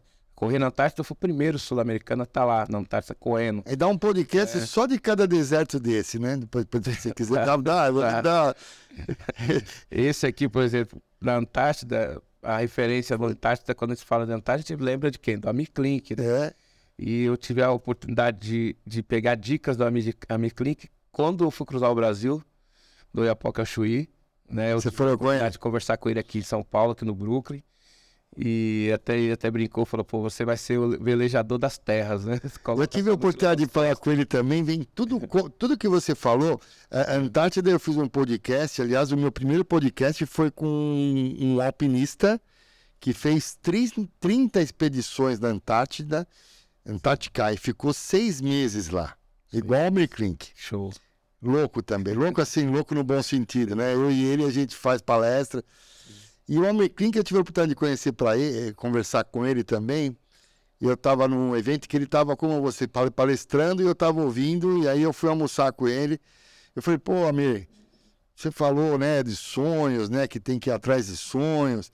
Pô, eu estava querendo ir pro Ushuaia de moto, né? Ele falou, pode parar, já parou aí, já meio que virou. Sim. Ele falou, eu falei, pô, mas ele falou, quando você falou para mim que você estava querendo ir, já não é o querendo, né? Não pode estar verbo nesse.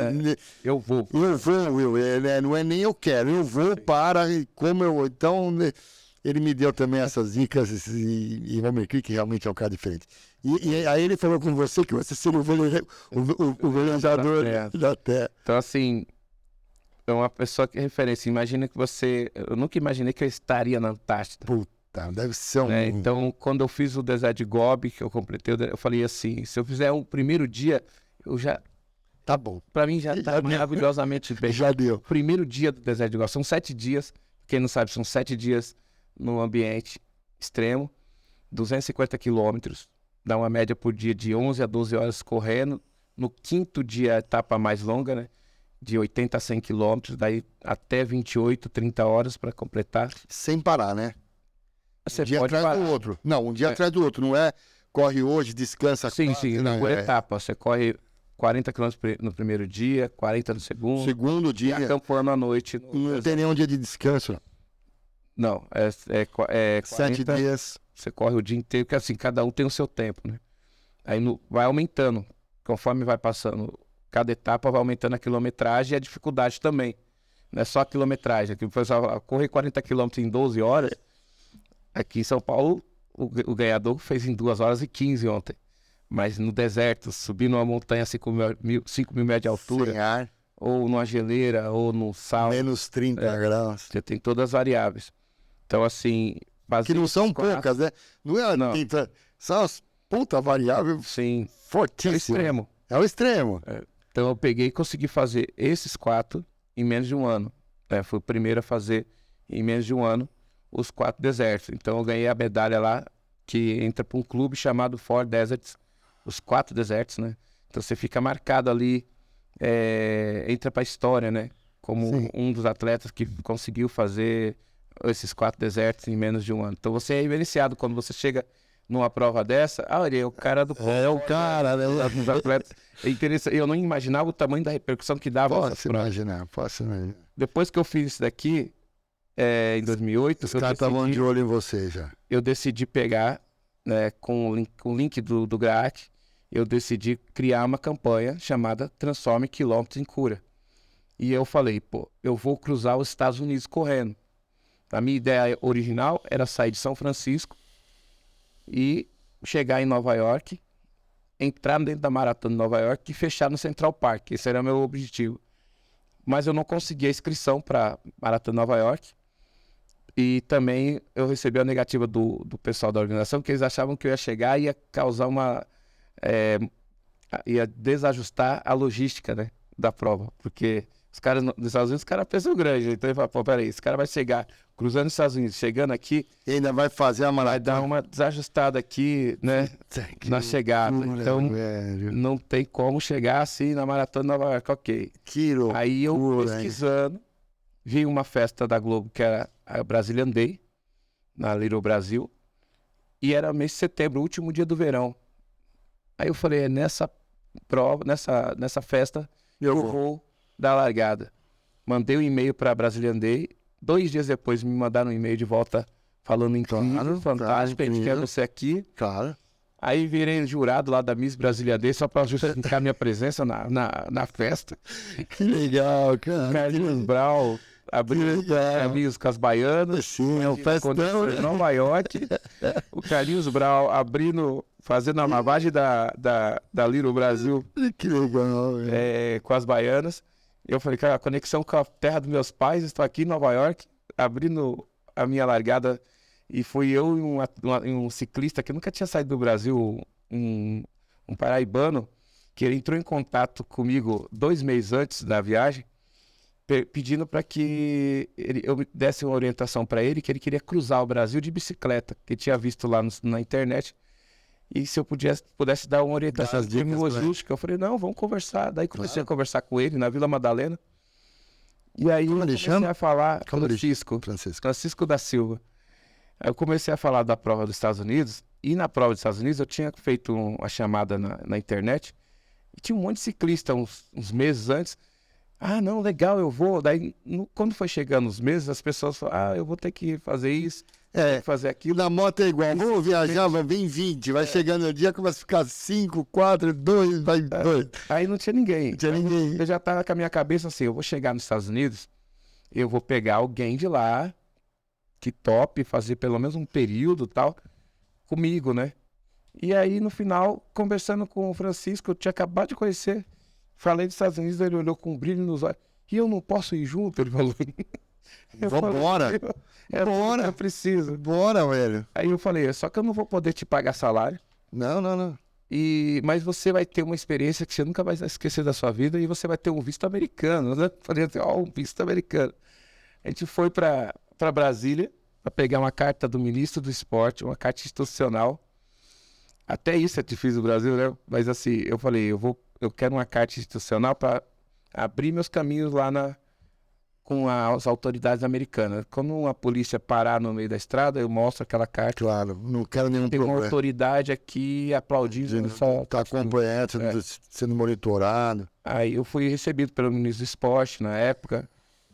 Parabéns de novo. Daí eu virei para ele e falei assim, ó, eu não quero dinheiro de vocês, a única coisa que eu quero que vocês têm competência de colocar Sim. essas De frases. me ajudar a fazer o que eu quero. Me ajudar. Tem Só. competência de colocar essas frases aqui, ó. Um brasileiro vai cruzar os Estados Unidos e vai arrecadar fundos para uma instituição que combate o câncer infantil. Nós, autoridades formadas do esporte brasileiro, estamos aplaudindo essa Ou autorizando. E aí recomendamos às autoridades americanas que também aplaudem. Foi isso. Fizeram essa carta institucional, fizeram a tradução lá juramentada, tudo. Conseguiu o visto para ele Por causa da bike. na embaixada americana. A gente foi de manhã, à tarde já estava com o visto dele. E foi engraçado que a menina entrevistou. Ele vai junto com você, eu já tinha o visto, né? Ele vai junto com você, eu falei, ele vai Vai junto comigo. cruzar os Estados Unidos inteiro. para fazer esse trabalho. Ela, na hora, pá, boa sorte. Boa sorte. E aí ele foi. A gente cruzou os Estados Unidos, deu uma largada na Little Brasil, foram 60 dias e 5.130 quilômetros. Chegamos na Golden Gate, em São Francisco. Foi assim. Cruzou o deserto de Mojave, não? Não, o Utah, né? Utah. Você foi Pegou pro pela Utah? estrada. Foi pro Utah? Sim, uma parte No Monumental Valley lá? Você passamos correu ali? Nebraska, Puta, Utah, Colorado. que coisa ali. Pegamos tudo nos Estados Unidos. E eu fiz a rota 66 de moto, passei. Embaixo. Eu fiz exatamente. Mas eu voltei pro Utah, exatamente, pelo Colorado ali. A gente fez o meio dos Estados Unidos. Pegamos o meio. Sei, foi pelo meião mesmo. Que animal, que legal. E aí, depois disso, em 2012, aí eu recebi um e-mail do History Channel falando que eles estavam vindo pro Brasil para provar que eu era um super-humano, né? Quer dizer, os caras estavam te monitorando e você não tinha a menor ideia disso. Era a menor ideia. E até eu achei que Sabia que existia esse programa, não?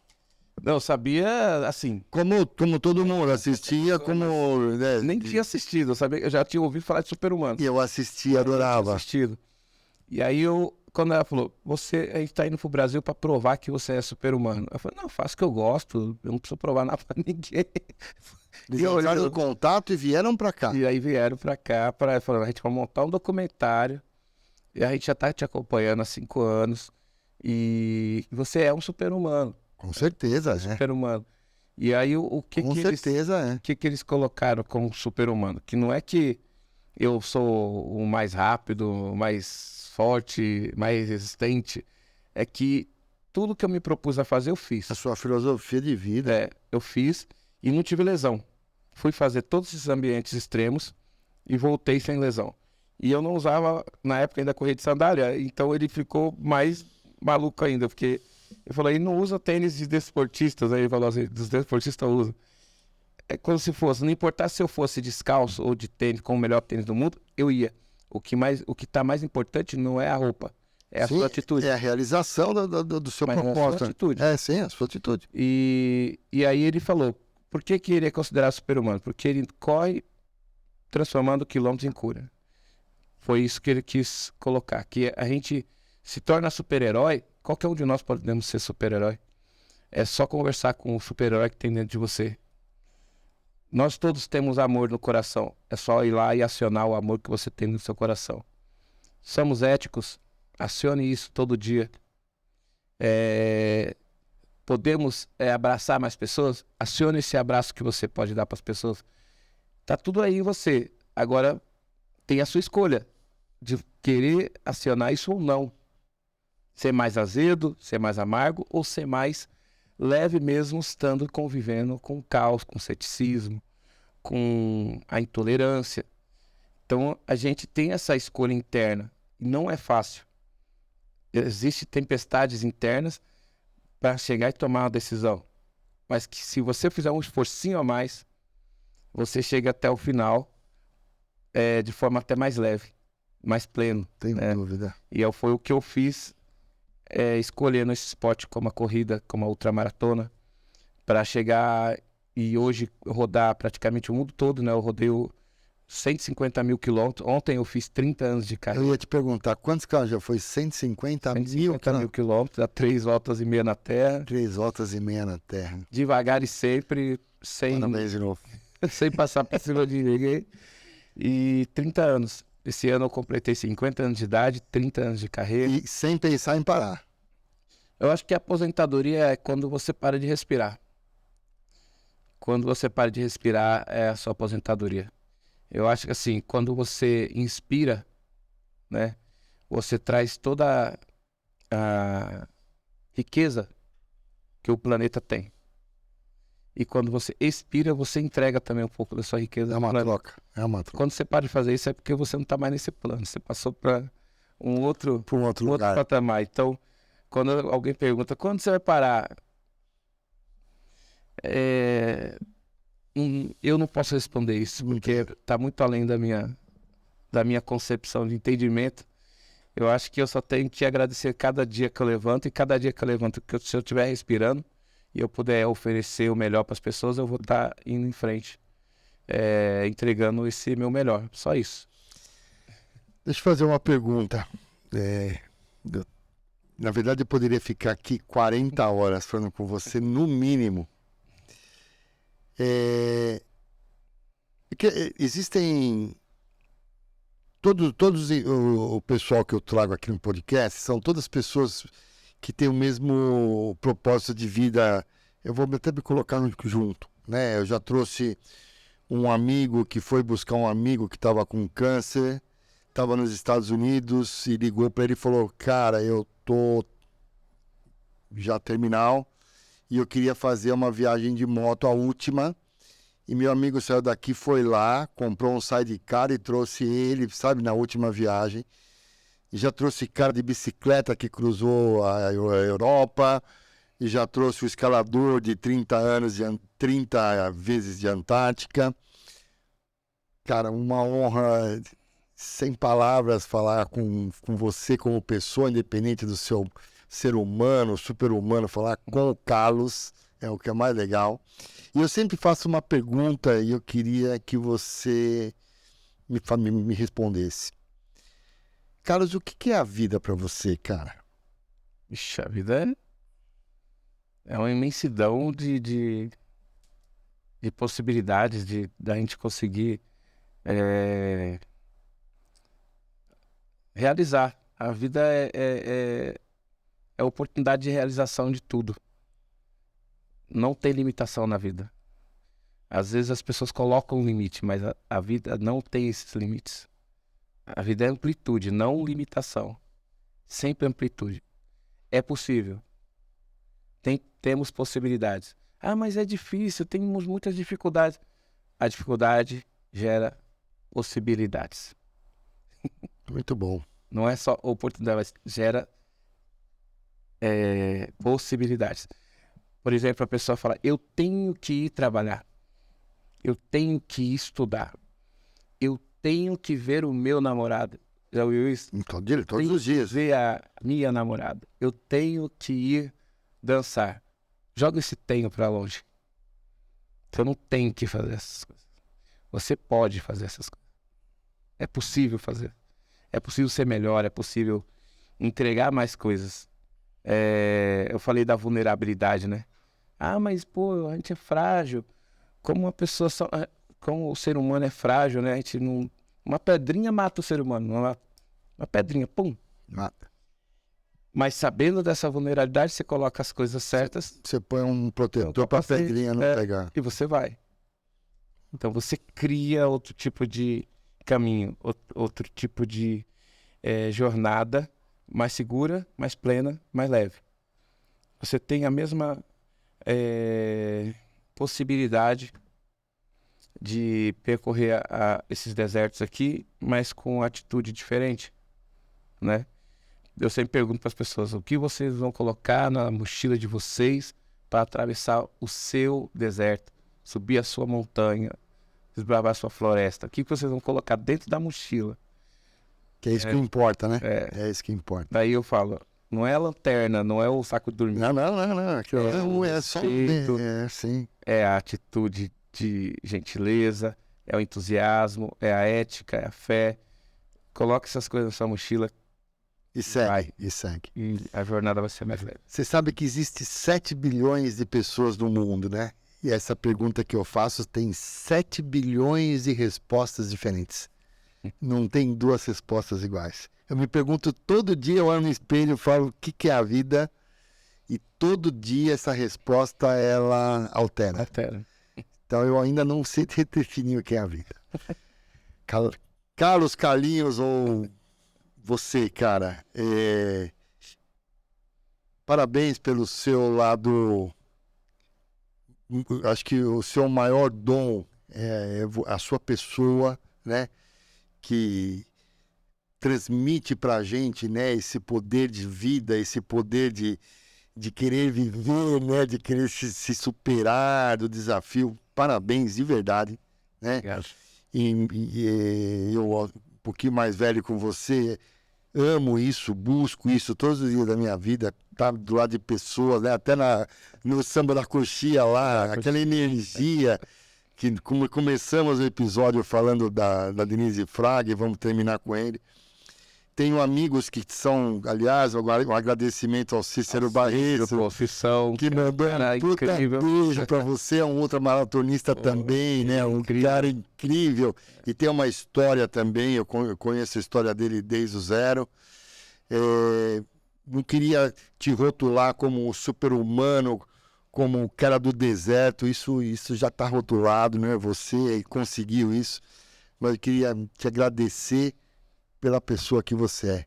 Muito obrigado de coração, de verdade, de me dar esse privilégio de levar um pouco da sua mensagem, né? Das crianças que você ajuda, levar essa mensagem a todo mundo.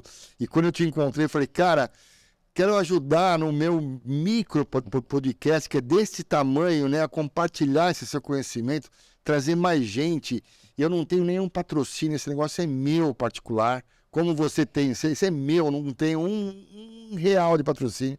O que eu quero é trazer pessoas que fazem a diferença na vida de outras pessoas. Muito, muito obrigado. Antes de terminar, queria que você falasse sobre os seus patrocinadores. Aqui, nós estamos num lugar maravilhoso, numa sala de podcast maravilhosa, cedida pelo meu amigo Rodrigo Marcondes. É um cara fantástico que também tem uma série de podcasts com profissionais, onde ele chama de experiências maravilhosas. São isso, né? Experiências maravilhosas. É a XPXT, um lugar que quando eu falei de você, ele falou, Mal, porque todo Maurício é mal, né? Mal, não, traz ele aqui, né? Vamos trazer ele para cá. Então ele cedeu essa área, cedeu todos os profissionais aqui. E eu queria que, por favor, você falasse desses caras que fazem com que você consiga levar a sua mensagem. Me fale dos patrocinadores, por favor. Primeiro agradecer mais uma vez o convite. Eu que agradeço, de verdade, de verdade. Isso, como da Mara também. Da Mara. Escolheu nota 1000 para vocês. Além de tudo isso, assim, ter essa possibilidade de estar tendo essa amizade, né? Fortalecendo essa amizade. Que vai ser por muitos anos, né? Agora. Agradecer a toda a equipe aqui do espaço, aqui o Rodrigo, né? E o XPXT. Elisângela, todo o pessoal que está aqui na filmagem, no computador, na tecnologia incrível. E a sala, realmente. Agradeço os patrocinadores, que assim, eu falei daquela primeiro patrocínio que eu tive quando eu fui para a África do Sul, que o dono me ofereceu carona. Até hoje ele continua comigo, que é a Tegma Gestão Logística, meus parceiros principais aí. Parabéns, cara, todo, parabéns, né? Parabéns. E, assim, sempre entender o tamanho dessa minha jornada. Tem o pessoal da Espaço Laser, né, que está há 2 anos comigo, e tem um time de atletas, assim, de vários esportes que fazem parte do time Espaço Laser. E eu tenho um orgulho de fazer parte desse time, né, que tem desde atletas da esgrima, da natação, do ciclismo, do paraquedismo, né, que nem o e todo mundo ali dentro do seu esporte, todo mundo um torce pro outro. E agradecer o pessoal da fisioterapia, que assim, depois de 30 anos que eu percorro jornada no Brasil, no mundo todo, eu fui fazer uma prova na Amazônia e deu uma lesãozinha na lombar. Aquele dia que eu fui no Samba da Coxinha, eu tava no finalzinho da lesão. Eu lembro que você falou pra mim. Tanto que eu não pude nem dançar, porque eu fiquei mais... Dancei assim, né? Deu uma tiradinha. Mas você rápido. E aí o Dr. Joaquim Grava, que tá comigo desde 2008, né? Que é o médico, que foi o médico do Corinthians, que atende aí grandes nomes do nosso futebol. E a clínica de fisioterapia, que é do Dr. Joaquim Grava, que é a Physio for Sports, né? Que lá eu faço todo o meu trabalho de prevenção antes de ir para as provas e depois na volta o trabalho de recuperação. Então, para mim, os médicos do esporte, fisioterapeutas, o meu treinador... São os seus suportes, né? São pessoas para mim que são anjos da guarda, né? Que mantêm a estrutura firme. Eu nunca tive, assim, uma lesão grave que fizesse eu parar total de correr. A primeira que eu tive foi agora do ciático, porque eu tô... Esse é o super-humano, né? Por isso E falar que agora, dia 29 de abril, eu começo uma jornada para celebrar os 50 anos de idade, 30 de carreira, né? Eu vou correr 12 horas em 30 cidades do Brasil. Começo por Porto Alegre, no dia 29 de abril. E essas jornadas também é em prol do combate ao câncer infantil. As pessoas podem entrar no meu Instagram. Qual que é o Instagram? Por favor, fale. @CarlosDiasUltra. @CarlosDiasUltra, tudo junto. Tudo junto. Lá tem um link, né? Que as pessoas podem escolher lá o kitzinho, pode pegar uma medalha, uma camiseta, né? Sim. E correr onde elas estiverem. Não precisa correr comigo em Porto Alegre ou nas outras cidades, mas se elas prestarem atenção lá no calendário, elas podem me encontrar em uma dessas cidades, né? Vai ter um calendário que começa em Porto Alegre e termina em São Paulo no final do ano. Aí eu vou passar por todas as capitais do Brasil, mais algumas cidades que eu escolhi, como Porto Seguro, né? Alter do Chão, Caruaru, são cidades que não são capitais, mas eu vou estar lá também fazendo essa corrida.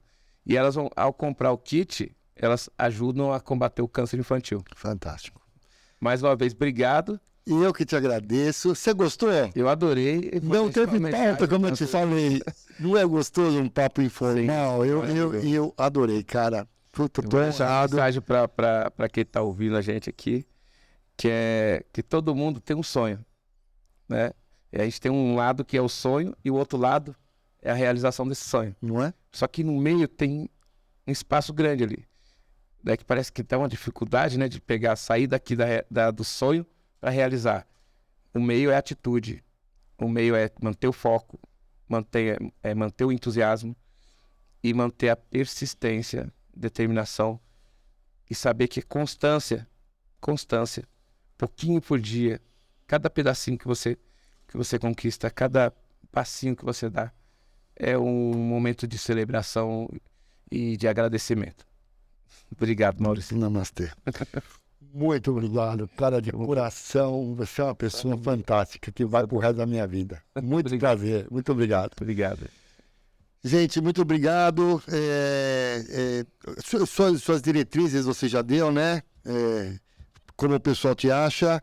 É no @Carlos para palestras. Para palestras, você é palestrante também, TED, né? Sim. Isso. Empresas, quem necessitar de um palestrante para mostrar um pouco de quem é o Carlos, do que ele conquistou, como se conquista, exatamente esse papo em profundidade, fica aqui a dica para contactá-lo. O meu nome é Maurício Stelato, eu estou em todas as redes sociais, eu adoro fazer esse Um Brinde à Vida. Sou palestrante também, eu tenho uma palestra de motivacional de 1 milhão de quilômetros de moto. Como você vai, eu vou com o motorzinho lá, e em alguns momentos a gente tem algumas coisas em comum. Fica aqui minhas diretrizes. Carlos, muito obrigado a toda a equipe, Mara, a toda a equipe da XPXT, ao Rodrigo. Muito obrigado e até a próxima. Muito obrigado.